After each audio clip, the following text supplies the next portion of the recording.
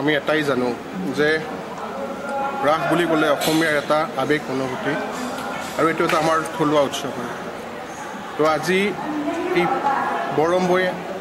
যি দুৰ্গা মন্দিৰ পৰিচালনা সমিতি আছে তাৰ উদ্যোগত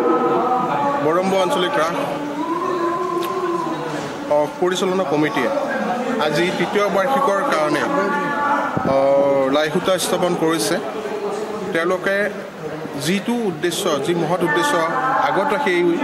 ধৰ্মীয় উৎসৱটো উদযাপন কৰিছে আমাৰ জাতি ধৰ্ম বৰ্ণ নিৰ্বিশেষে ইয়াত মই যিটো দেখিছোঁ ইয়াত হিন্দু মুছলিম সকলোখিনি মানুহ একত্ৰিত হৈ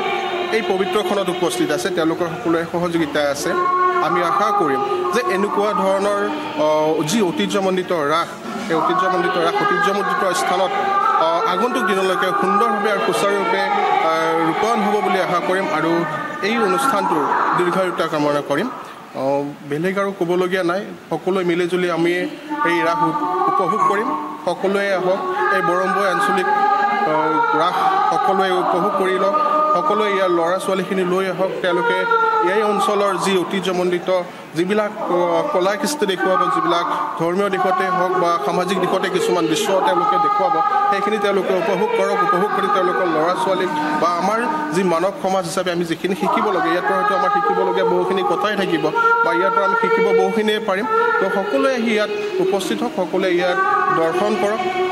সকলোৰে মনোবাঞ্ছাবিলাক পূৰ্ণ হওক আৰু এই ৰাস মহোৎসৱটি আগন্তুক দিনলৈকে আৰু উলহ মালহেৰে উদযাপন হ'ব বুলি মই আশা কৰিম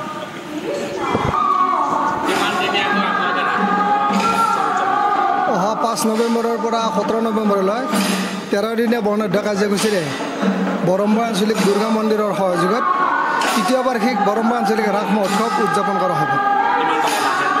ইতিমধ্যে আমাৰ 25 লাখ টকাৰ বাজেট এই বাজেটৰ লগত আমাৰ মৃন্ময় মূৰ্তিকে আদি কৰি আমাৰ এই লখতৰা নদীত আমি 10টা অত্যাধুনিক বিদ্যুৎ চালিত মানে প্ৰতিমাৰে আমি দৰ্শক ৰাইজক আকৃষ্ট কৰিবৰ কাৰণে আমি চেষ্টা ৰাখিছোঁ আশা ৰাখিছোঁ উক্ত অনুষ্ঠানত আমি যি ধৰণৰ সাহস আৰু প্ৰেৰণা পাব লাগে তাতোকে সাহস আৰু প্ৰেৰণা আঞ্চলিক ৰাইজৰ পৰা বহুত পাম বুলি আমি আশা ৰাখিছোঁ জুবিনবিহীন ৰাস হ'লেও আমি জুবিনৰ প্ৰতি আৰম্ভণিতে প্ৰতিদিনে আৰম্ভণিতে আমি শ্ৰদ্ধাঞ্জলি অনুষ্ঠান এটা আমি আয়োজন কৰিছোঁ আৰু এই শ্ৰদ্ধাঞ্জলি আমি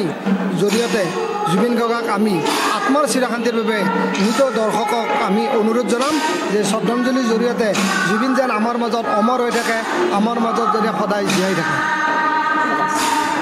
যিকোনো খবৰৰ বাবে যোগাযোগ কৰক 7099017330 লগতে 7099017110 নম্বৰত